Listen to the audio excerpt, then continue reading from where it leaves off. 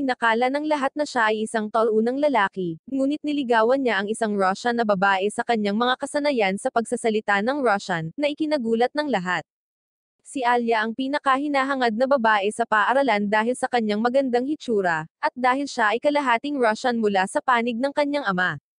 Siya ay isang all-around genius na may mahusay na mga marka sa parehong pag-aaral at pati na rin sa sports, at simula sa taong ito, siya na rin ang magiging treasurer ng student council. Lahat ay tumatabi sa daan para sa kanya habang naglalakad siya, nang may hamarang sa kanyang dinadaanan at ipinakilala ang kanyang sarili bilang si Ando. Sinabi niya na marami na siyang narinig tungkol sa kanya mula sa kanyang kapatid na babae at inanyayahan siyang makipag-date ngunit agad siyang tinanggihan ng walang pag-aalinlangan ni Alia sa harap ng lahat.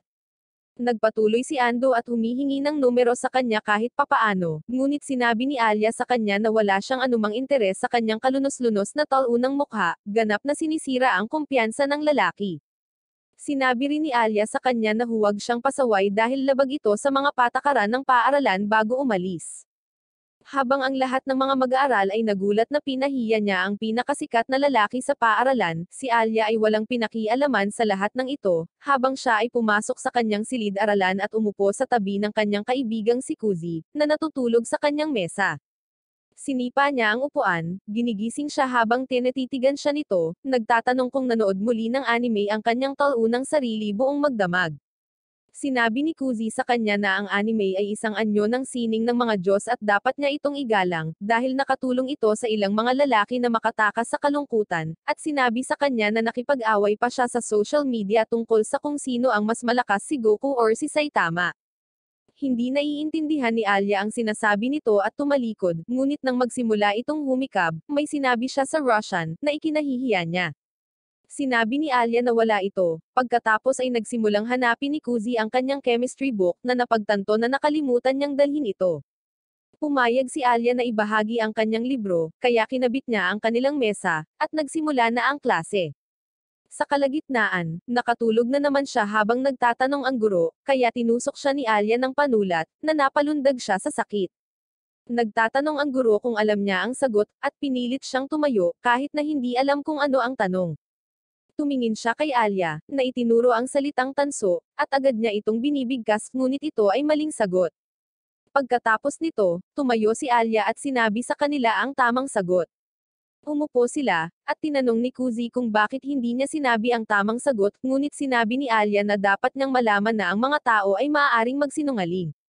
Sinisigawan niya siya dahil sa pagiging masamang kaibigan niya, ngunit sumagot si Alia ng isang bagay sa Russian, na sinasabi niyang mahinang utak. Si Kuzi, gayunpaman, ay hindi nasisiyahan at inulit niya ang parirala sa kanyang isip, na pagtanto lamang na tinawag siya nitong cute dahil hindi niya alam na nakakaintindi siya ng kaunting Russian. Noong bata pa siya, may isang babaeng Russian na lumipat sa kanyang kapitbahayan, kaya napunta siya sa pagkuha ng mga parirala mula sa kanya. Lingid sa kaalaman ni Alia, karaniwang nauunawaan ni Kuzi ang lahat ng sinasabi niya ngunit alam niyang kung tatawagan siya nito, masasawi siya sa kahihiyan. Ilang sandali pa ay natapos na ang klase at agad na kinuha ni Kuzi ang kanyang telepono. Sinabi sa kanya ni Alia na bawal ito, ngunit sinabi ni Kuzi na ito ay isang emergency dahil may pagkakataon siyang makakuha ng regalo sa isang laro. Tiningnan niya ito at tuwang-tuwa na sumigaw na nakuha niya ang Moon Goddess, pagkatapos ay kinuha ni Alia ang kanyang telepono at tiningnan ito upang makita ang isang babaeng silver ang buhok sa laro. Ibinigay niya ito pabalik sa kanya, habang si Kuzi ay nakatitig sa Diyosa na parang isang ganap na weirdo. Tila nasaktan si Alia habang bumubulong siya sa wikang Russian na kahit siya ay may silver na buhok, ngunit nang tanungin ni Kuzi kung ano ang kanyang sinabi niyang tinawag niya itong isang try-hard gamer. Sinabi ni Kuzi sa kanya na mali siya, dahil gumaganap lang siya ng mga free-to-play na character, hindi tulad ng mga totoong try-hard gamer na gumagamit ng mga pay-to-win na character para maglaro. Sinasabi lang sa kanya ni Alia na masasawi siyang mag-isa kung mananatili siyang ganito bago lumayo. Sa tanghalian, nakaupo si Kuzi kasama ang kanyang mga kaibigan sa isang mesa. Ang semi-vocal na lalaki na walang jowa ay nagngangalang Maro, habang ang blondie ay tinatawag na Kiyo. Si Morrow ay patuloy na nagrereklamo tungkol sa kung paano siya ay hindi kailanman nakaamoy ng isang babae, at malamang na masawi ng mag-isa kapag biglang nakita nila si Alia at ang kanyang grupo ng mga babae sa kantin, habang sinusubukan nilang maghanap ng mga upuan. Hinahangaan ni Kiyo ang kagandahan ng magkapatid na Russian, habang si Morrow ay nagchichismis tungkol sa kung paano niya nabalitaan na may nanliligaw kay Marcia, habang patuloy niyang tinatanggihan ang sinumang lalaki na humiling sa kanya na makipag-date. Sinabi ni Kuzi kay Morrow na hindi siya magkakaroon ng pagkakataon kahit na siya ang huling lalaki na naiwan sa mundo, habang si Morrow ay nagsasabi sa kanya na tumahimik at inaakusahan siya ng pagiging mayabang dahil lamang sa pakikipag-usap sa kanya ni Alia. Lumingon si Kuzi upang tumingin sa kanya, pagkatapos ay sinabi kay Morrow na kadalasan ay nanggagalaiti siya sa kanya, ngunit si Morrow ay isang tol-unang lalaki na hahayaan ang mga babae na tumapak sa kanya, kaya hindi niya iniisip na magalit sa kanya. Sinabi ni Morrow na kung siya ay may pagkakataon, liligawan niya si Shiso dahil mukhang ito ang pinakamadaling lapitan, ngunit dinala siya ni Kuzi sa katotohanan, na sinasabing wala pa rin siya sa kanyang liga at tinanggihan ang higit pang mga lalaki kaysa kay Alia or Marcia. Lumingon si Kuzi upang makita sina Alia at Shiso na naglalakad ng magtama ang kanyang mga mata kay Shiso na ngumiti sa kanya at nagtanong kung maaari ba siyang umupo dito. Sumang-ayon siya, at agad na umupo si Shiso sa tabi niya habang si Alia ay nakaupo sa tapat ng mesa, mukhang medyo masungit at dismayado. Nagsimulang kausapin ni Shiso si Kuzi tungkol sa kanilang mga katulad na pinili na ramen, at kung paano nila iniisip na ang ramen ay dapat gawing mas maanghang, habang si Alia ay tumitingin sa kanyang omelet at nagsimulang sumimangot. Tinanong niya si Kuzi kung kilala nila ni Shiso ang isa't isa, at sumagot si Shiso na magkakilala na sila mula pagkabata nang magkasama silang pumasok sa preschool, at naging magkaibigan na sila mula noon. Tinanong ni Kuzi si Shiso kung kaibigan ba niya si Alia, ngunit inaangkin niya na hindi pa, ngunit sana ay maging magkaibigan sila sa lalong madaling panahon, habang si Alia ay nakatingin sa ibaba at sinasabing hindi siya tatutol. Hindi nagtagal, lumayo ang dalawang third-wheeler sa mesa habang sinabi ni Morrow kay Kuzi na kunin ang mga numero ng dalawang ito at umalis kaagad. Lumapit si Shiso kay Kuzi, na iniinis si Alia habang sinisimulan niyang tanungin si Kuzi kung gusto nitong sumali sa council dahil inalok siya nito ng posisyon. Tumanggi si Kuzi, na sinasabing wala siyang anumang interes, ngunit nagpatuloy si Shiso, na sinasabing magiging angkop siya sa kanyang sarili at kay Alia. Bukod dito, mayroon din siyang karanasan bilang vice-presidente noong middle school.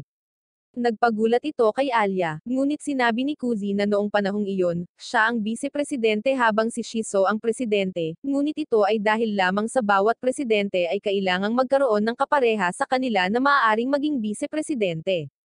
Lumingon si Kuzi kay Alia at sinabi sa kanya na sa kabila ng kanyang hitsura, alam pa rin niya kung paano tapusin ang trabaho, ngunit tila naiinis si Alia habang iniinom niya ang kanyang inumin, na sinasabi sa Russia na alam na niya iyon at hindi na kailangan ng kanyang tol-unang sarili na sabihin ito sa kanya.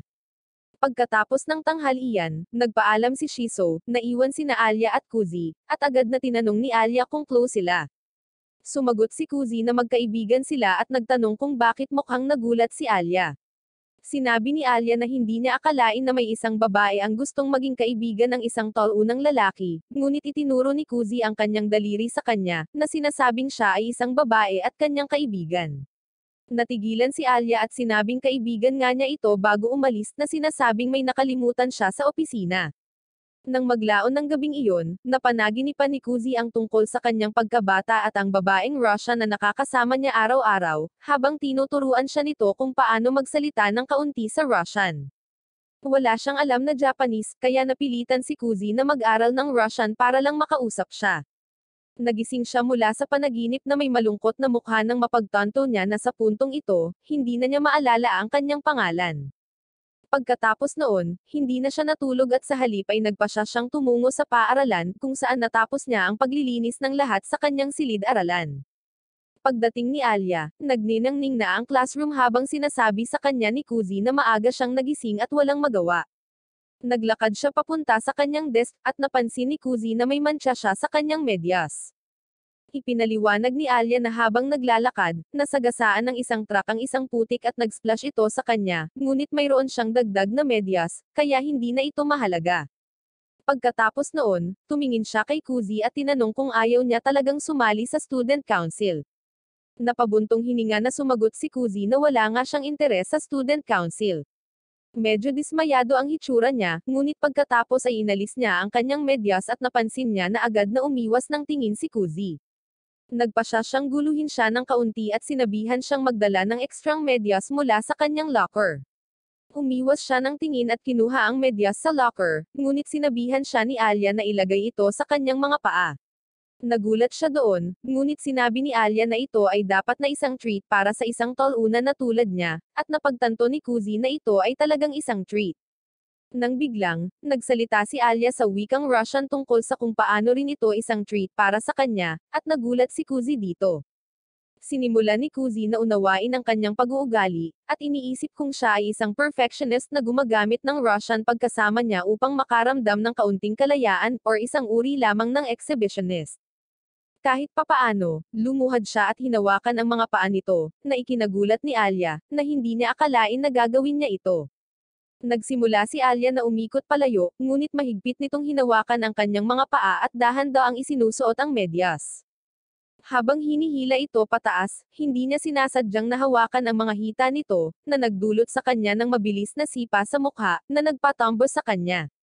Habang si Alia ay bumangon at kumori pa ng takbo palayo. Sa paglaon ng araw na iyon, nag-text siya sa kanyang Mobile Legends forum tungkol sa kung paano siya maaaring magkaroon ng isang bagay para sa mga paa, kapag napansin niya na si Alia ay tila galit pa rin.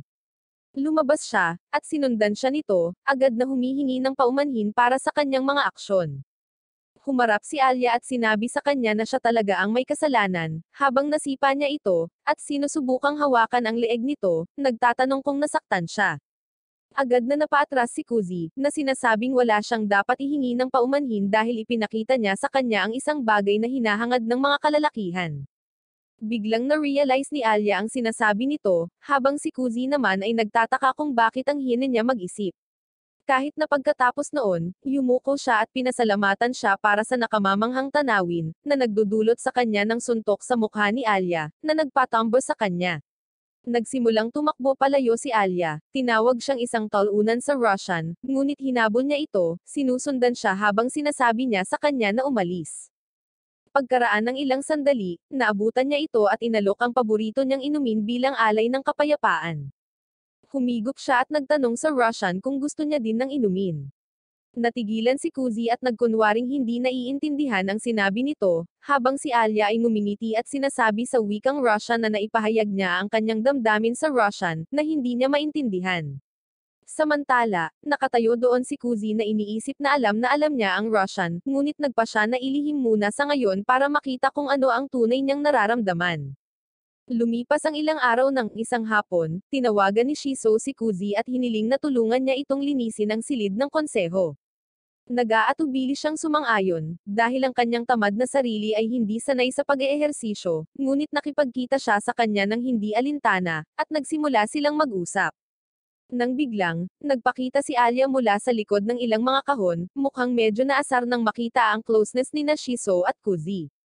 Napagtanto ni Kuzi na tiyak na itinakda ni Shiso ang buong bagay na ito para guluhin siya, dahil alam niyang gusto siya ni Alia. Sinimulan nilang linisin ang lahat, at si Shiso ay patuloy na nakikipag-usap sa kanya, habang si Alia ay tila mas naasar at sinabihan si Kuzi na bigyang pansin ang trabaho. Napagtanto ni Shiso na ito ang perpektong oras, kaya nagdahilan siya at umalis.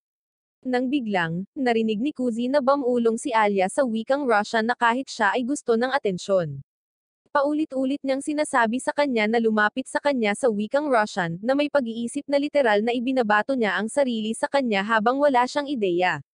Samantala, iniisip ni Kuzi kung anong uri ng pag-iisip ang nagsasalita ng lantaran. Sa kabutihang palad para sa kanya, mabilis na naayos ang natitirang trabaho, at aalis na sana siya nang biglang bumukas ang pinto at pumasok ang isang matangkad na senior sa silid, nagulat nang makitang malinis na ang lahat.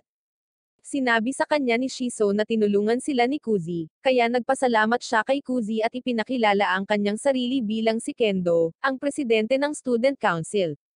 Sinabi niya kay Kuzi na marami na siyang narinig tungkol sa kanya mula kina Alia at Shiso, ngunit nakaramdam ng hindi komportable si Kuzi at nagpas siyang umalis. Pinipigilan siya ni Kendo, na sinasabing tinulungan niya sila pagkatapos ng klase, kaya bibilhan siya ng hapunan ngayong gabi. Magalang na tinanggihan ni Kuzi ang alok na sinasabing tinutulungan lamang niya ang ilang mga kaibigan. Bago siya makaalis, gayunpaman, sumabak si Shiso sa pag-uusap at sinabi sa kanya na dapat niyang tanggapin ang alok dahil kailangan pa rin niyang magluto para sa kanyang sarili sa bahay. Nagtapos si Kendo sa paggawa ng desisyon para sa kanila, at inanyayahan din niya sina Shiso at Alya na sumama sa kanila sa hapunan. Nang gabing iyon, lahat sila ay tumungo sa isang kainan at umupo, habang si Kendo ay muling nagpapasalamat kay Kuzi sa pagtulong sa kanila sa gawain ng konseho. Sinabi sa kanya ni Shiso na si Kuzi ay medyo mahusay sa pisikal na trabaho, dahil nagagawa niya ito ng medyo mabilis. Tsaka expert negotiator din siya. Nakilala agad ni Kendo ang kanyang talento at inalok siya ng posisyon sa student council. Muli ay magalang na tumanggi si Kuzi, na sinasabing tapos na siya sa gawain ng student council magpakailanman, dahil hindi niya ito na-enjoy noong middle school. Sumasang-ayon si Kendo na tiyak na maraming trabaho ito, ngunit sinabi sa kanya na mayroon din itong sariling mga benepisyo. Sinabi niya kay Kuzi na ang pagiging nasa student council, ay nangangahulugan na mayroon siyang automatikong rekomendasyon na sumali sa pinakamahusay na mga kolehiyo sa bansa. Ngunit kahit na pagkatapos nito, hindi nagpapakita ng interes si Kuzi, dahil gusto lang niyang manood ng anime at mag-enjoy sa buhay. Sa kasamaang palad para sa kanya, hindi tumigil si Shiso sa pangungulit sa kanya at sinabi sa kanya na maaari silang tumakbo muli para sa susunod na presidente ng konseho, tulad ng ginawa nila sa middle school. Tumanggi si Kuzi, sa pagkakataong ito ay mas matatag, habang sinasabi sa kanya ni Kendo na si Shiso ay magkakaroon ng mahigpit na kompetisyon, dahil si Alya ay tatakbo rin bilang presidente ng konseho. Walang ideya si Kuzi tungkol dito, at tumingin siya sa kanya para sa kumpirmasyon. Sinabi sa kanya ni Alya na talagang tatakbo siya laban kay Shiso sa susunod na taon sa panahon ng halalan. Pero bago pa sila makapag-usap, dumating na ang pagkain nila. Pagkatapos ng hapunan, naghiwalay silang lahat habang papunta si Kendo sa kabilang direksyon kasama si Shiso, naiwan si Kuzi para ihatid si Alya pauwi. Sa pagbabalik, tinanong ni Kuzi si Alya kung tatakbo ba talaga siya laban kay Shiso, ngunit tila hindi sabik si Alya na pag-usapan ito at sinabi sa kanya na uuwi siya sa kanyang sarili mula rito. Nagpaalam si Kuzi at bumalik sa bahay, at nakita ni Kuzi si Shiso na nakahandusay sa sopa, nagbabasa ng romantikong nobela. Si Shiso pala talaga ang tunay na kapatid ni Kuzi, pero dahil gusto nitong maging wingman nito, nagpapanggap itong love interest nito para pagselusan si Alya at mas gustuhin siya nito. Sinabi ni Kuzi sa kanya na hindi niya kailangan ng tulong niya at bumalik sa pagtulog. Kinaumagahan, muli siyang ginaisang ng kanyang nakakainis na kapatid, na tumalon sa ibabaw ng kanyang kama at sinabihan siyang bumangon, kahit na ito ay linggo. Ang nakakainis na kapatid na ito ay kinaladkad si Kuzi hanggang sa isang mall para kumain ng masarap na almusal, ngunit sinimulan niyang pilitin itong manood ng sine kasama niya. Tumanggi si Kuzi, at nagtungo sila sa isang malapit na tindahan ng damit kung saan napansin niya na nagbago ang ugali ni Shiso, at tinanong niya kung ano ang nangyayari. Sinabi ni Shiso sa kanya na napansin niya ang pagsunod sa kanila ni Alya, kaya titigil na siya sa pag-uugaling pagiging kanyang kapatid. Iniisip ni Kuzi kung ano ang dapat niyang gawin ngayon, ngunit bago pa man siya makapagsalita ng anuman, si Shiso ay pumunta kay Alya at binati siya ng mabuti. Medyo napahiya si Alya pero nagkunwaring pumunta lang siya dito para mamili ng damit, at nagkataon lang silang nagkita. Tinanong ni Shiso si Alya kung nagtanghalian na siya, dahil pupunta pa lang sila sa isang restaurant, at niyaya si Alya na sumama sa kanila. Pagkatapos ay tinanong niya kung gusto ni Alya ang maanghang na pagkain, ngunit ang kaawa-awang Alya ay nakakain lamang ng medyo maanghang na curry at sinasabing okay lang sa kanya na kumain ng maanghang. Sinabi sa kanya ni Shiso na pupunta sila sa isang lugar ng ramen na naghahain ng medyo maanghang na pagkain, at iniimbitahan siyang sumali. Nagpa siya si Kuzi na maging food expert, at sinabi kay Alya na ang ramen ay hindi lamang normal na maanghang, sa katunayan, ang restaurant na ito ay gumagawa ng ramen na sobrang maanghang, sapat na upang lumabas ang loves sa katawan ng sinuman. Pakiramdam ni Alya ay sinusubukan siyang itulak ni Kuzi na mapag-isa kasama si Shiso, kaya nagpa siya siyang sumama sa kanila kahit na ano paman. Hindi nagtagal, dumating sila sa lugar ng ramen, na nagpapatakot sa sarili ni Alya, na hindi pa nakakita ng ganoong mukhang demonyong restaurant. Sinabi ni Kuzi kay Alya na nagkakamali siya, ngunit determinado si Alya at sumama sa kanila. Hindi nagtagal, umorder sila ng tig-isang bowl ng ramen, habang napansin ni Alia na medyo boyish ang suot ni Shiso ngayon. Nagpasya si Shiso na gamitin ito bilang isang kalamangan at sinabi kay Alia na ngayong umaga ay kasama niya si Kuzi sa kama, kaya nagpasya siyang humiram ng isa sa kanyang mga kamisete para sa araw na iyon. Nailuwa ni Kuzi ang tubig na iniinom niya, habang si Alia ay nakatingin sa kanya ng masama. Sinusubukan niyang ipaliwanag ang kanyang sarili, na sinasabing tumalon lang siya sa kanyang kama habang natutulog siya, ngunit hindi ito pinapaniwalaan ni Alia kahit isang segundo.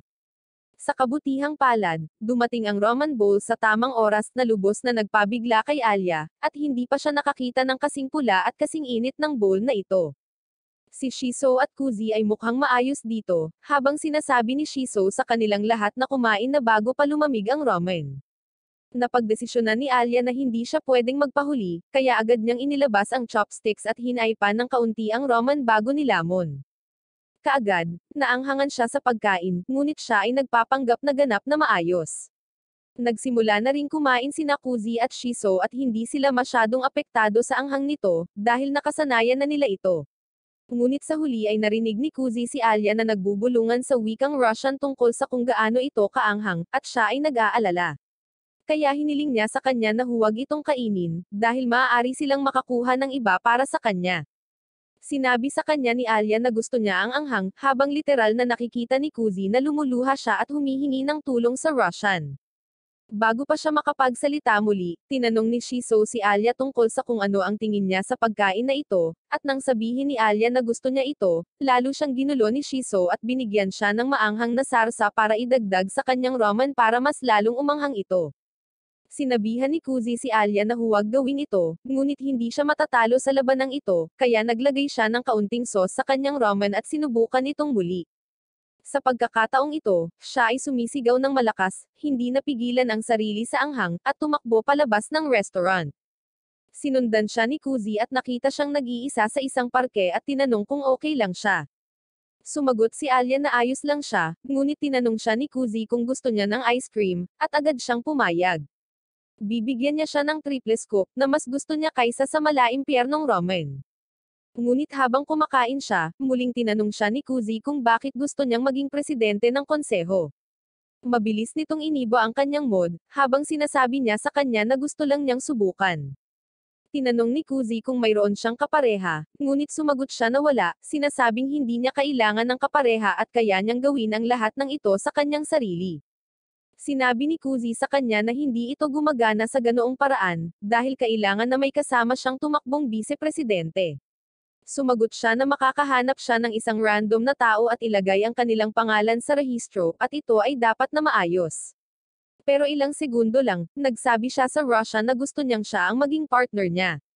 Inubos niya ang kanyang ice cream at tinanong si Kuzi kung mayroon itong anumang plano, dahil gusto niyang tulungan niya itong mamili ng ilang damit. Pumayag si Kuzi na tulungan siya, na sinasabing magkaibigan sila, na ikinagulat niya ng kaunti habang iniisip niya kung naaawa siya sa kanya dahil sa tingin niya ay hindi siya magkakaroon ng pagkakataon laban kay Shiso. Galit si Alia na pumasok sa changing room, determinadong guluhin ang kanyang isipan gamit ang kanyang fashion sense, ngunit nanlamig ang mga paa nito, na iniisip, paano kung wala siyang reaksyon. Lumabas parent siya sa changing room, at laking gulat niya nang makita siya ni Kuzi. Pinuri niya agad ito, na sinasabing ang damit ay nagpapaganda pa sa kanya kaysa karaniwan. Ito ay nagpabalisa kay Alia habang tahimik niyang isinasara ang mga kortina, at nagsimulang magpanik, habang sa kabilang panig, maging si Kuzi ay nagsimulang makaramdam ng hiya sa mga nakakakilabot na linya na kasasabi niya lang. Nagpasya si Alia na ipagpatuloy ito, kaya sinimulan niyang palitan ang kanyang mga damit isa-isa, na nagbibigay ng full-on na fashion show kay Kuzi, na pinupuri ang bawat damit sa kanya, na nagpapagaan sa kanyang pakiramdam. Sa wakas ay nagpasya si Alia na subukan ang isang bagay na medyo mas revealing, at binuksan ang mga kortina upang mag-post para lamang makita na dumating na rin si Shiso. Tahimik siyang umatras, at isinara ang mga kortina bago nakaramdam ng hiya at gustong gumapang sa isang butas. Nang gabing iyon, magkasama silang bumalik sa tren, ngunit si Alia ay nahihiya pa rin para makipag-usap. Sa wakas, dumating na ang tren sa istasyon ni Shiso at Kuzi, kaya nagpaalam sila sa kanya at bumaba ng tren. Nagsimulang mahiya si Alia sa pagsusuot ng ganoong kasuotan, na iniisip na baka isipin ni Kuzi na easy to get siya, nang bigla niyang napagtanto na pareho silang bumaba sa iisang istasyon. Habang nagpapasya siya kung susunod sa kanila or hindi, noong gabing iyon ay bumalik si Alia sa bahay na medyo nalungkot, ngunit agad siyang sinunggaban ng kanyang sariling kapatid, na yumakap sa kanya at nagtanong kung kumusta ang kanyang araw. Tamad na sumagot si Alia na ayos lang bago lumipat sa kanyang silid. Si Marcia, gayunpaman, ay hindi madaling nalinlang at tinanong si Alia kung may nangyari dahil hindi siya kumikilos tulad ng dati niyang sarili. Huminga ng malalim si Alia at sinabing kakauwi niya lang matapos makigpakita kay Kuzi at sa kanyang childhood friend. Agad na nagsimulang ngumiti si Marcia, nang mapagtanto niya na ito ay tungkol sa isang lalaki at tinanong si Alia kung gusto niya ito. Agad namang ipinagtanggol ni Alia ang sarili sa pagsasabing wala siyang ganoong nararamdaman para sa kanya, at sinasabing magkaibigan lamang sila at wala nang iba. Nagsimulang tumawa si Marcia at nagtanong kung paano ninakaw ng lalaking ito ang kanyang puso, kung isasaalang-alang na hindi niya kailanman nagustuhan ang pakikipagkaibigan sa sinumang lalaki, at palagi niyang nais na maging perfectionist ang kanyang mga kaibigan. Napagtanto niya na tama si Marcia, tulad ng 6 na taon na ang nakalipas, noong nasa Russia pa siya, nakakuha sila ng group project tungkol sa pag-aaral ng mga ins at out ng mga lokal na negosyo. Sabik niyang hinati-hati ang pangkatang gawain sa kanyang mga kaibigan at mahigpit na plinano ang lahat dahil gusto niyang ang kanilang ulat ay ang pinakamahusay sa klase. Perpektong sinunod niya ang schedule at nanggolekta ng data sa ilang negosyo ng mag-isa noong linggo, ngunit nang bumalik siya sa paaralan noong Lunes, nalaman niyang wala sa kanyang mga kaibigan ang nagsimulang mag-isip tungkol dito. Nabalisa siya at sinabi sa kanila na ang ulat ay magtatagal para masulat, ngunit ang kanyang mga kaibigan ay tila walang pakialam, na sinasabing mayroon silang isang buong linggo upang gawin ito. Biglang napansin ng Blondie ang kanyang work notebook at kinuha ito, na sinasabing literal na nakasulat si Alia ng isang buong sanaysay. Sinabi nila sa kanya na magpahinga, dahil ito ay isang takdang aralin sa paaralan, ngunit si Alia ay isa sa mga perfectionist na hindi pwedeng mag-relax, kaya sinabi niya sa kanila na seryosohin ito. Nagre-resulta ito sa kanyang pakikipagtalo sa Blondie, na nagsasabi sa kanya na gawin ito ng mag-isa kung gusto niyang maging isang perfectionist, at umalis. Mamaya sa gabing iyon, si Alia ay nananatiling gising sa gabi at patuloy na nagsusulat ng ulat at patuloy na ginagawa ito araw-araw, hanggang sa wakas ang mga resulta ng mga ulat ay inihayag. Ibang grupo ang nauwi sa panalo dahil mas cohesive ang kanilang report, habang pinipigilan ni Alia ang kanyang mga luha, hawak-hawak ang kanyang group work na ginawa niyang mag-isa.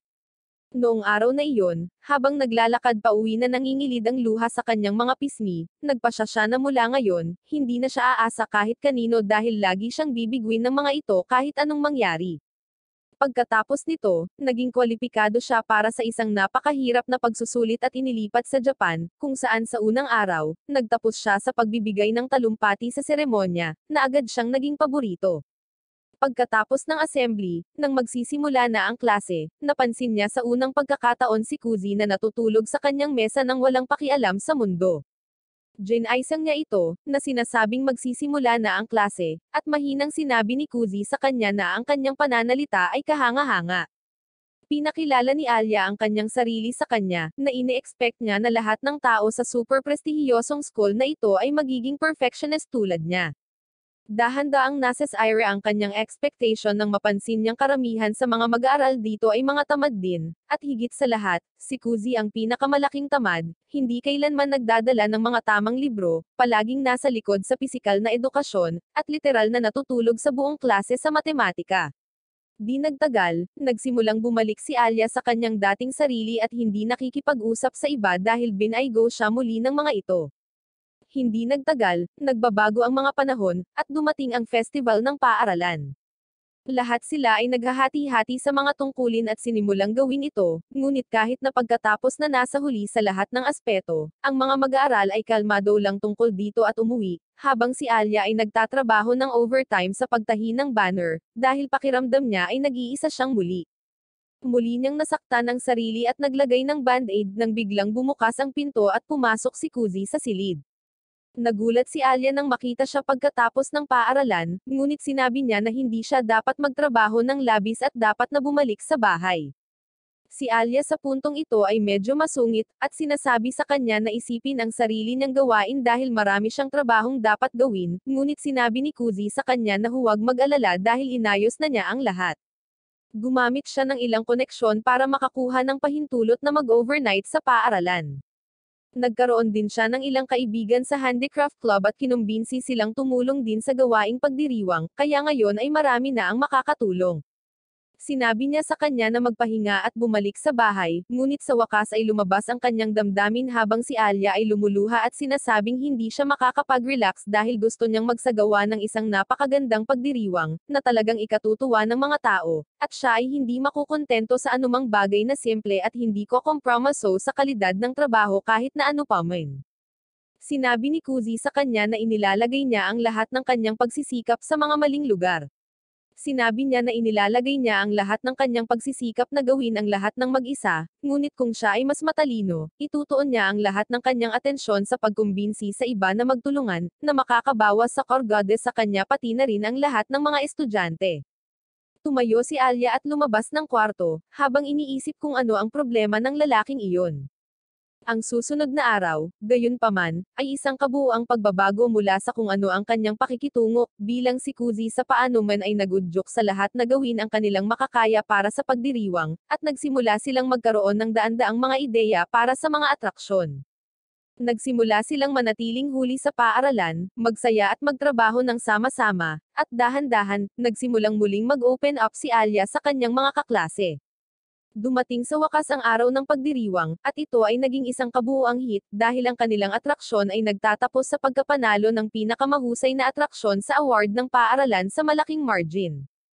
Sa wakas ay natapos ang pagdiriwang sa isang sayaw ng mag-aaral, kung saan nakita ni Alia si Kuzi na nakaupong mag-isa.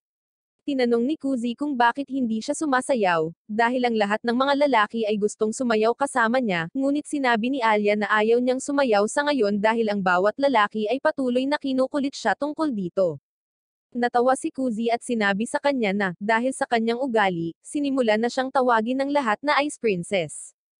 Pero mukhang hindi natutuwa si Alia dito. Sinabi niyang hindi niya gusto ang tawag sa kanya na prinsesa dahil pakiramdam niya ay ipinanganak siya na meron siya ng lahat kahit na pinaghirapan niya ang lahat ng naabot niya hanggang ngayon. Napangiti si Kuzi at sinabi sa kanya na hindi niya ito tatawagan sa ganoong pangalan.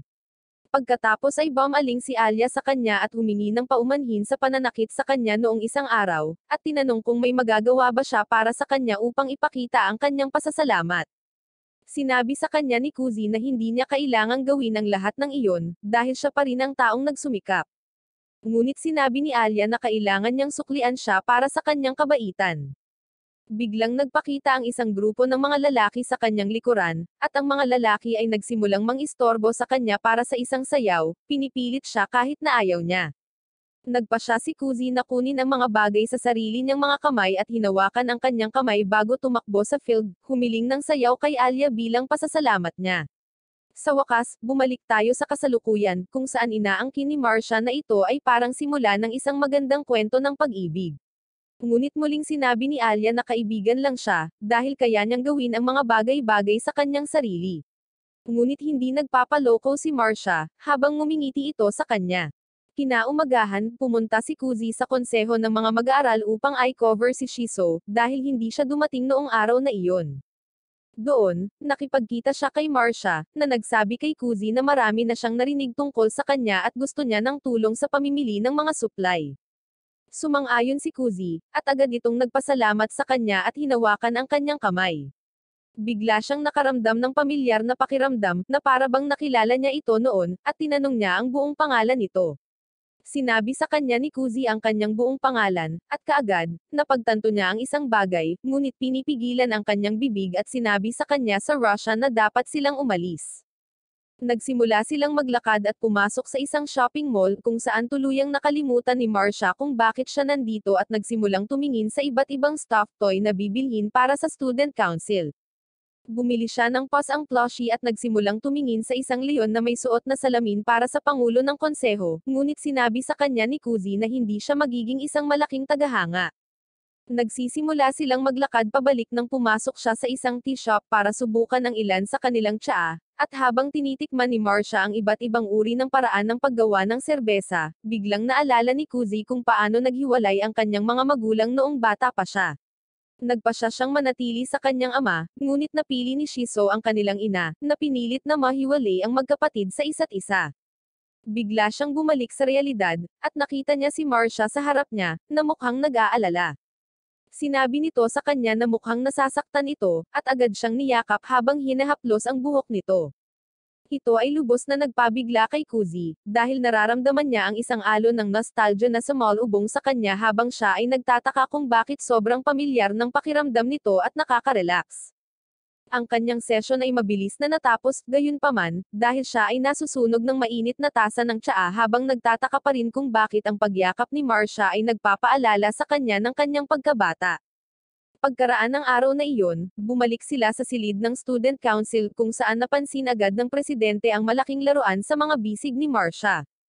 Sinabi niya sa kanya na ang student council ay hindi dapat maging isang lugar para maglagay ng malalambot na mga laruan, ngunit mukhang walang pakialam si Marcia tungkol dito at patuloy na sinasabi sa kanya na gusto niyang makakuha siya ng isang leon.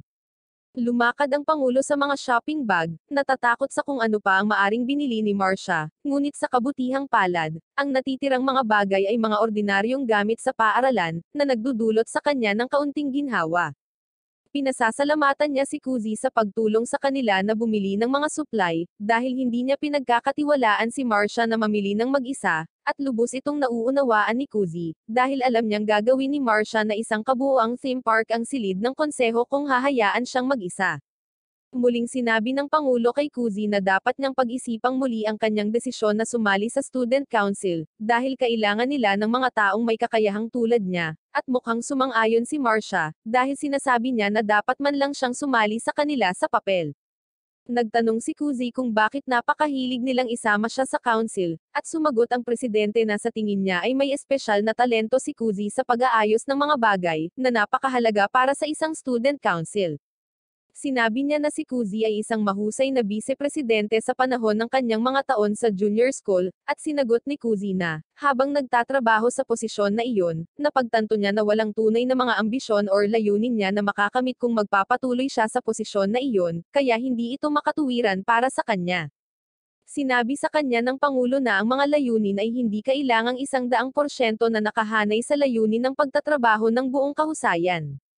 Sinabi niya na sumali siya sa student council hindi dahil gusto niyang baguhin ang paaralan para sa mas mahusay, ngunit dahil gusto niyang makuha ang puso ng babaeng gusto niya. Inilabas niya ang kanyang telepono at ipinakita kay Kuzi ang larawan ng isang chubby na lalaki, na mukhang insecure. Sa una, hindi nakilala ni Kuzi ang chubby na lalaki, ngunit sinabi ni Kendo na ito ay walang iba kundi siya 2 taon na ang nakakaraan. Nagulat si Kuzi sa hindi kapani-paniwalang glow-up transformation, habang sinabi sa kanya ni Kendo na 2 taon na ang nakakaraan, siya ay isang talunan na may masamang mga marka at walang talento sa anumang sports, ngunit pagkatapos ay nahulog siya sa isang magandang babae na nagngangalang Sara, ang vice-presidente. Ngunit napakalayo niya sa kanyang liga, kaya nagpasya siyang pagbutihin ang kanyang sarili upang maging isang mabuting match bilang isang kasintahan para sa isang babae tulad ni Sara. Ang pagiging council president ay isang hakbang lamang sa pagkamit ng pangarap na iyon, kaya napaka-selfish ng kanyang pangangatwiran sa pagsali sa konseho. Sumama si Marcia sa pag-uusap at sinabi kay Kuzi na kahit siya ay sumali dahil lang sa kaibigan niya si Sasha at gusto siyang makausap pa, na sinasabing lahat ng sumasali sa konseho ay may sariling makasariling dahilan, at ayos lang iyon. Tila nabago nito ng kaunti ang isip ni Kuzi, habang sinasabi sa kanya ni Kendo na ayos lang para sa kanya na sumali sa konseho, kahit na ang tanging layunin niya ay tulungan ang isang tao na maging presidente. Tumingin siya sa isang nakangiting Kendo, at humiling sa kanya ng ilang oras upang pag-isipan ito. Pagkatapos ay napagtanto ni Kuzi na hindi pa dumarating si Alia, ngunit sinabi sa kanya ni Kendo na malamang na mahuhuli siya ngayon, dahil lumabas siya upang mamadyetan sa labanan sa pagitan ng soccer at ng mga baseball team, dahil pareho nilang gustong gamitin ang field.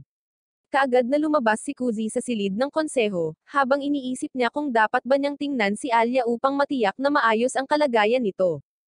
Samantala, hindi maganda ang ginagawa ni Alia, dahil parehong ang soccer at ang baseball team ay nagbabangayan sa bawat isa habang nag-iinsulto sila sa isa't isa na parang walang sportsmanship. Nang sabihin sa kanila ni Alya na mag-usap ng matino, sinubukan ni Alya na hilingin sa isa sa kanila na gumamit ng mas maliit na field sa tabi ng ilog ngunit wala sa mga koponan ang gustong pumunta doon, dahil pareho silang nagsimulang magtalo muli habang hindi pinapansin ang boses ni Alya. Napagtanto ni Alya na palagi siyang nagpasya na magtrabaho ng mag-isa, at dahil doon, wala siyang ideya kung paano haharapin ang mga tao at gawin silang makinig sa kanya. Nagsisimulang tumulo ang mga luha sa kanyang pisngi habang iniisip kung karapat-dapat ba siyang mapabilang sa student council. Samantala, nakarating si Kuzi sa lugar at narinig ang mainit na bangayan. Bagamat nabigo si Alya na mamajetan sa kanila, napagpasyahan ni Kuzi na magandang karanasan ito para sa kanya at aalis na sana siya nang marinig niyang humingi ito ng tulong sa wikang Russian, na siya lang ang nakakaintindi. Nagpasya si Kuzi na makialam sa gitna, at ipinakilala ang kanyang sarili sa kanila bilang miyembro ng student council na namamahala sa mga pangkalahatang gawain. Tila nagulat si Alya ngunit nakahinga ng maluwag nang makita siya, habang mabilis niyang nakontrol ang sitwasyon at sinasabing, dahil mas kaunti ang mga miyembro ng baseball team, lilipat sila sa mas maliit na field sa tabing ilog. Ngunit bilang kapalit, tutulungan ng mga miyembro ng soccer team ang baseball team na ilipat ang lahat ng kanilang kagamitan. Sa una, ang parehong mga koponan ay tila hindi sigurado tungkol sa kompromiso na ito, ngunit ang mga tagapamahala ng koponan ng soccer ay nagsalita, nagboluntaryo upang tulungan ang koponan ng baseball na lumipat. At ang pagkakita ng ilang magagandang babae na handang tumulong sa kanila sa lalong madaling panahon ay nagpalambot din sa baseball team, at sumang-ayon sila sa kompromiso. Kinagabihan, parehong nagsimulang maglakad pabalik sina Kuzi at Alya, habang si Kuzi ay humihingi ng paumanhin sa paglalagay ng kanyang sarili sa pagitan ng kanyang mga gawain. Sinabi ni Alya na nagustuhan niya na tinulungan siya ni Kuzi sa bangayan na iyon, at nagtanong kung alam niya na ang mga manager ay magpapas siya na tulungan ang baseball team. Napangiti si Kuzi at sinabing ang kapitan ng baseball team ay kasalukuyang nakikipag-date sa manager ng football team, at iyon ang dahilan kung bakit hindi siya masyadong nagsasalita, dahil gusto niyang tulungan ang kanyang kasintahan. Samantala, nalilito ang manager kung ano ang gagawin, dahil alam niyang sobra-sobra ang hinihingi ng soccer team. Sinabi niya na binigyan lang niya sila ng gitnang daan palabas na alam niyang papayag ang kapitan ng baseball at ang manager, at gumana ang plano. Tumingin sa kanya si Alya, humanga na naisip at napansin niya ang maraming bagay na ito nang makasalubong nila si Kendo, na nagtatanong kung naayos na ba ang lahat. Agad na napagtanto ni Kuzi na plinano ni Kendo ang lahat ng ito sa simula pa lang, habang hinihiling niya kay Kuzi ang kanyang desisyon tungkol sa konseho. Huminga ng malalim si Kuzi at sinabi sa kanya na handa na siyang sumali sa student council, na ikinagulat ni Alya, habang sinabihan siya ni Kendo na pumunta kaagad sa council para kunin ang kanyang join ng form. Nang maglaon ng gabing iyon, nang magsimula silang maglakad pabalik, tinanong ni Alya si Kuzi kung sasali ba siya sa konseho para tulungan si Shiso na maging bagong presidente, at tinanong ni Kuzi kung ano ang gagawin niya kung magpas siya itong tulungan siya. Huminga ng malalim si Alya at sinabi sa kanya na hindi siya outrage at lalabanan siya para maging bagong presidente, kaya napangiti si Kuzi. Sinabi niya sa kanya na nagpasya siyang tulungan siyang maging bagong presidente at hindi si Shiso. Dahil dito ay nagulat si Alya, habang ipinangako ni Kuzi na tutulungan niya itong maging presidente ng konseho anuman ang mangyari at inialok sa kanya ang kanyang kamay. Pinunasan ni Alya ang mga luha niya at hinawakan ang kamay nito bago ngumiti sa kanya, na biglang nagparamdam sa puso ni Kuzi nang hindi pa niya nararamdaman simula noong nakilala niya ang blonde na babae noong kabataan niya. Biglang pinisil ni Alya ang kanyang kamay, nagtatanong kung may ibang babae siyang iniisip ngayon, na nagpapawis kay Kuzi, na nag-iisip kung ano ang sasabihin sa sitwasyong ito. Tinanong niya siya kung iniisip niya si Shiso, at agad niyang tinanggihan ito, ngunit sa palagay niya ay nagsisinungaling siya at naghatid ng isang mahigpit na sampal, na nagpabagsak sa kanya sa sahig. Pagkatapos ay lumapit siya sa kanya, at tinulungan siyang makatayo bago sila magsimulang maglakad pabalik ng magkasama. Sa daan, nag-uusap sila tungkol sa pang-araw-araw na buhay, paggawa ng mga biro at pagsasaya. Nang sa wakas ay nakarating na sila sa apartment ni Alya, at dumating na ang oras para magpaalam, tinanong ni Alya kung masakit pa rin ba ang kanyang pisngi, ngunit sinabi ni Kuzi na medyo masakit lang ito ng kaunti, ngunit dapat ay maayos na siya dahil mayroon siyang karanasan sa pagsampal ng mga babae. Nagpasya si Alia na ibsan ang ilan sa sakit habang lumalapit siya sa kanya, at naglapat ng isang mabilis na kiss sa kanyang pisngi, na nagpa-blush sa kanya habang siya ay lumalayo, na sinasabing iyon ay isang friendly kiss lamang. Hindi makapaniwala si Kuzi sa nangyari habang nakatayo siya na tulale, nagtataka kung bakit pinaglalaroan ng babaeng Russian na ito ang puso niya ng ganito. Nagsisimula siyang bumalik sa bahay, at nabalisa sa pag-iisip niya ng mga corny na sinabi niya kay Alia. Nagtataka siya kung ano ang dahilan kung bakit siya nasasabi ang mga bagay na iyon, ngunit kasabay nito, sinasabayan din ito ni Alia nang hindi nagpipigil. Iniisip ni Kuzi kung mahal ba talaga siya nito at totoo ang lahat ng panliligaw sa wikang Russian, ngunit hinampad niya ang kanyang sarili, ipinaalala sa kanyang sarili na si Alia ay higit pa sa kanyang liga, at hindi siya dapat umasa. Bumalik siya sa bahay at napagtanto na kung ang buong araw na ito ay isang setup para mapasali siya sa student council, dapat kasama rito si Shiso, kaya pumasok siya sa madilim na bahay para harapin siya. Natagpuan niya siya sa banyo, habang nagsisimula siyang magdiwang dahil ang isang eksena ng pagpasok ng kanyang kapatid ay hindi nangyari sa kanilang buhay. Sinisigawan siya ni Kuzi na hindi ito nangyari dahil hindi naman kailangan, pero diretsyong sinabi ni Shiso na gusto ng mga tagahanga ng anime ang ganitong eksena. Pumasok sila sa silid ni Kuzi, kung saan sinimulan niyang patuyuan ang kanyang buhok at itinanong kung nagawa ba siya ng presidente or ni Marcia na sumali sa konseho. Nag-aalinlangan siyang tumugon na sumali nga siya sa konseho, ngunit may catch. Si Shiso ay sabik na nakatingin sa kanya, habang sinasabi ni Kuzi sa kanya na sa halip na tulungan siyang manalo sa posisyon para sa Pangulo, nagpasya siyang tulungan si Alia sa halip. Nagkaroon ng panandaliang katahimikan kung saan mukhang malungkot si Shiso, ngunit nagkukunwari lang siya, dahil iyon ang buong plano niya. Nagsimula siyang umakting na parang spoiled na kapatid, at sinabi kay Kuzi na ito ay teknikal na pagdaraya at kailangan siyang i-spoil ni Kuzi ngayong hindi siya nito susuportahan sa halalan. Kinuha ni Kuzi ang brush sa kamay niya at sinimulang suklayin ito, habang sinasabi sa kanya na masaya talaga siya na makasama siya pagkatapos ng matagal na paghihiwalay dahil sa kanilang mga magulang. Ngumiti si Shiso at sinabi sa kanya na wala siyang pakialam kung kapatid niya ito or hindi, ngunit buong lakas siyang lalaban para mapanalunan ang posisyon ng presidente. Lumabas si Shiso ng silid na masaya na nakahanap ang kanyang kapatid na lalaki na maaaring magudyok sa kanya na magtrabaho ng mas mabuti, at iniisip kung hanggang kailan niya ito magagawang panatilihin ito.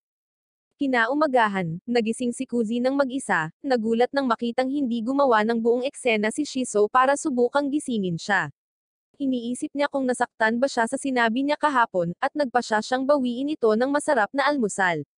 Ngunit sa sandaling dumampi ang kanyang mga paa sa lupa, siya ay tinakot ng kanyang sariling kapatid na babae, na nagsimulang tumawa na parang balisa at sinabi sa kanya na kailangan niyang bantayan ang kanyang likod dahil magkaaway na sila. Napagtanto ni Kuzi na gagawing impyerno ng kanyang kapatid na babae ang kanyang buhay, ngunit sa kanyang kasiyahan, si Shiso ay nod-talk na parang eksena sa ibang anime. Sinabi niya kay Kuzi na gusto niya ng tulong nito na makaalis dito, ngunit nagpa siya itong maghiganti at sinimulang itulak ang kanyang bedsheet sa kanyang mukha upang ipaamoy sa kanya ang mabahong amoy ng pawis. Kinaumagahan na iyon, umupo si Alia sa kanyang mesa habang nananabik siyang nakatingin sa bakanteng mesa ni Kuzi, iniisip kung paano siya kikilos ngayon. Mukhang medyo nahihiya siya sa mga ginawa niya kahapon, at natakot siya nang pumasok si Kuzi sa silid. Sinusubukan niyang kumilos ng normal, ngunit nang tumingin si Kuzi sa kanya sa araw na iyon, napagtanto ni Alia na mas pogi siya kaysa sa karaniwan. Sa buong klase, patuloy siyang nakatingin sa kanya, nagtataka kung bakit kumikinang siya ng husto kahit na siya ay mukhang normal. Napagtanto din niya na hindi siya natutulog sa klase ngayon at iniisip kung ginagawa niya ito para sa kanya. Nang maglaon sa isang laro ng volleyball, si Alia ay tila ganap na naabala kapag ang mga bola ay lumipad papunta sa kanya, ngunit siya ay mabilis na kumikilos at nataman ang bola sa court ng kalaban, na umiskor ng 1 puntos. Agad siyang tumingin sa team ng lalaki kung saan nataman ng bola si Kuzi mula sa likuran at natamber siya. Maya-maya, lumabas siya ng gym para makalanghap ng sariwang hangin habang hinihimas ang ulo niya nang sinundan siya ni Alia, at tinanong kung maayos na ba ang pakiramdam niya. Tiningnan ni Alia kung may lagnat ang kanyang ulo bago inayos ang kanyang buhok, at sa lahat ng ito, nabigla si Kuzi nang makitang mas maganda pa siya kaysa karaniwan. Agad siyang umiwas ng tingin at lumapit para uminom ng tubig, ngunit ang uhaw na lalaking ito ay patuloy pa ring nakatingin kay Alia habang umiinom ng tubig. Agad niyang isinubsob ang kanyang ulo sa tubig, nakaramdam ng tuwa sa kanyang sarili nang lumapit si Marcia sa kanila, at tinanong kung okay lang si Kuzi nang marinig niyang nataman siya ng bola. Si Kuzi ay labis na nalulugod sa kanyang sarili para sa pag-aalala ng pinakamagandang babae sa paaralan, at nagsimulang tumingin sa mga ulap nang sabihin sa kanya ni Marcia na yumuko at nagsimulang patuyuan ang kanyang buhok. Matapos dumaan sa literal na langit, pinasalamatan niya ito at sinabing alam na niya ngayon ang nararamdaman ng isang aso. Hindi nagtagal, sinabihan ni Alia si Marcia na dapat siyang bumalik sa kanyang klase dahil siya at si Kuzi ay aalis na rin. Sinimulan niyang kaladkarin si Kuzi palayo sa isang liblib na lugar kung saan nag-iisip si Kuzi kung papagalitan ba siya dahil sa paghawak niya sa ibang babae, ngunit sa halip, nagsimula siyang magtanong kung nakakaramdam pa rin ba ito ng sakit sa kanyang ulo, at iminumungkahi niyang lagyan niya ito ng ice pack para maiwasan ang pamamaga. Nagulat si Kuzi sa pagiging mabait niya ngayon, at iniisip kung nakapasok na sila sa honeymoon phase at magiging lovely-dovey na sila. Sinusubukan niyang hawakan ang kanyang ulo, ngunit umatras ito, na sinasabing wala siya sa sarili ngayon. Nagsimulang mamula si Alia at sinabing iba ang hitsura ni Kuzi ngayon, at nag-aalala siya kung may mali. Sinabi sa kanya ni Kuzi na bukod sa hindi nag-aalmusal ay pareho pa rin ang lahat ngayon. Nang marinig ito, napagtanto ni Alia na ang taunang lalaki na ito ay hindi sinubukang pagbutihin ang kanyang sarili para sa kanya, ngunit sadyang gutom na gutom para matulog sa klase. Tinatawag niya siya para dito, ngunit sinabi ni Kuzi na hindi siya nakatulog sa klase dahil napakasarap ng tulog niya kagabi. Lalong nahihiya si Alia dito nang mapagtanto niyang buong magdamag, habang hindi siya makatulog, ang lalaki na ito ay may pinakamasarap na tulog sa buhay niya. Agad siyang lumayo sa galit, bumubulong sa sarili na hinding-hindi siya ma-in-love sa isang lalaki na tao tulad ni Kuzi, habang mas gumaan ang pakiramdam ni Kuzi ngayong bumalik na si Alia sa kanyang orihinal na sarili. Kinalaunan sa araw na iyon, pagkatapos tumunog ang bell, masayang tumayo si Kuzi mula sa kanyang upuan at tinanong si Alia kung maaari silang pumunta sa silid ng konseho ng magkasama. Bumangon si Alia nang walang sabi-sabi at nagsimulang maglakad na parang naiinis sa kanya, pero alam ni Kuzi na moody lang siya at wala nang iba. Habang papunta sa council room, nakita nila ang mga lalaki mula sa baseball at soccer team na humihingi ng paumanhin sa isang tao sa council room bago tumakbo na natatakot. Nagtataka si Kuzi kung ano ang lahat ng iyon, at pumasok na lamang sa silid para makita ang isang babae na may kulay lila na buhok na may hawak na bamboo stick, kaya mas lalo itong nakakatakot. Kaagad na sinubukan ni Kuzi na isara muli ang pinto, ngunit hinarang ito ng dalaga gamit ang kanyang kamay at muling binuksan bago humingi ng tawad sa kanila at nagpakilala bilang si Sara, ang kalihim ng konseho at ang kasintahan ng presidente. Pumasok silang dalawa sa council at umupo, habang nagtatanong si Kuzi kung ano ang ginagawa ng mga atleta sa kwartong ito. Sinabi sa kanya ni Sara na muli silang nag-aaway, kaya sa pagkakataong ito ay inayos niya ito gamit ang kanyang kawayan na espada at ang kanyang mga kamao, at ito ay isang bagay lamang ng pagbabanta ng karahasan, pagkatapos ay automatikong nagpa siya ang parehong koponan na maghanap ng field. Tinatawanan ng presidente ang sitwasyong ito, na sinasabing hindi nakakatakot si Sara gaya ng kanyang hitsura, at sinimulan nilang gawin ang kanilang lovely-dovey na bagay habang sina Kuzi at Alia ay nagbibiro tungkol sa kanila.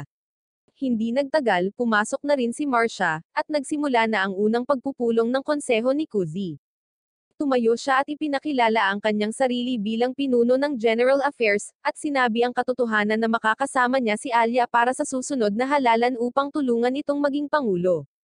Natutuwa na tinitingnan siya ni Alia, habang nakangiti ang pangulo at binabati siya ng good luck. Sinabi niya kay Kuzi na, dahil siya ang vice-presidente sa junior school, dapat niyang mabilis na makuha ito. Ngunit para sa araw na ito, makikipagpares siya kay Marcia dahil kulang sila sa mga tauhan ngayon at kailangan ang lahat ng tulong na makukuha nila. Sumang-ayon kaagad si Kuzi, habang nakangiti si Shiso at sinabi sa presidente na kailangan niyang makipag-usap sa art club tungkol sa darating na festival, at sinabi sa presidente na kakailanganin din niya ang tulong ni Alia dahil siya ang treasurer, at kailangan nilang pag-usapan ang pananalapi. Ito ay medyo kakaiba dahil wala sa mga ito ang napag-usapan noon, ngunit pumayag si Alia na pumunta kaagad. parehong lumabas ang mga babae sa silid, habang si Kuzi ay nagtataka kung anong klaseng plano ang ginagawa ni Shiso dahil alam niyang may mangyayari. Naging totoo ang kanyang mga hinala nang dinala ni Shiso si Alia sa isang hiwalay na silid na walang nakikitang tao, kung saan nagpasya si Alia na iwaksi ang tensyon at humingi ng paumanhin sa kanya sa pagnanakaw kay Kuzi bilang kanyang sariling kapareha para sa susunod na halalan. Yumuko si Shiso at sinabihan si Alia na huwag mag-alala, dahil hindi niya ito kasalanan, at si Kuzi ang gumawa ng sarili niyang mga pagpipilian, na hindi niya talaga iniisip, ngunit mas magiging masaya siya kung siya ang pipiliin nito. Tumingin si Alia sa kanya at nilakasan ang loob niya bago tinanong si Shiso kung ano ang nararamdaman niya kay Kuzi. Sa kanyang lubos na pagkagulat, diretsyong sinabi ni Shiso kay Alia na mahal niya si Kuzi higit sa anumang bagay sa mundong ito, kabilang ang sarili niyang ina at ama. Nabigla rin si Alia nang sabihin ni Shiso ang parehong tanong sa kanya, at tinanong kung gusto rin niya si Kuzi. Agad namang namula si Alia at tumingin sa baba bago sumagot na kaibigan lang niya si Kuzi. Nagpasya si Shiso na idiin pa siya at itinanong kung mahal niya ito or hindi. Nahihirapan na naman si Alia na magsalita, habang itinutulak siya ni Shiso sa pader, na sinasabing nasabi na niya sa kanya na mahal niya si Kuzi, at ngayon naman ay turn na ni Alia na umamin. Nagpumiglas ng kaunti si Alia bago sumagot na kahit hindi niya alam kung mahal niya ito, hinding-hindi niya hahayaan si Shiso na makuha siya. Si Shiso ay ngumiti at sinabi sa kanya na ito ay sapat na pag-uusap para sa araw na ito, dahil kailangan din nilang magtrabaho, at umalis sa silid habang si Alia ay nagtataka kung ano ang nangyari. Samantala, pabalik sa silid ng konseho, ginugugol ni na Marcia at Kuzi ang kanilang oras sa pag-cross-check ng mga dokumento, at paggawa ng mga pagwawasto kung saan kinakailangan. Napagtanto ni Kuzi na si Marcia ay talagang mahusay sa kanyang trabaho nang ang kanyang mga mata ay lumingon kay Shiso na walang sapat na selula ng utak upang makapaglabas ng libro ng maayos habang siya ay bumagsak sa lupa kasama ang lahat ng mga libro. Hindi nagtagal, tapos na rin si Marcia sa kanyang trabaho, at sinabi kay Kuzi na dapat silang magpahinga ng kaunti bago magtrabaho muli.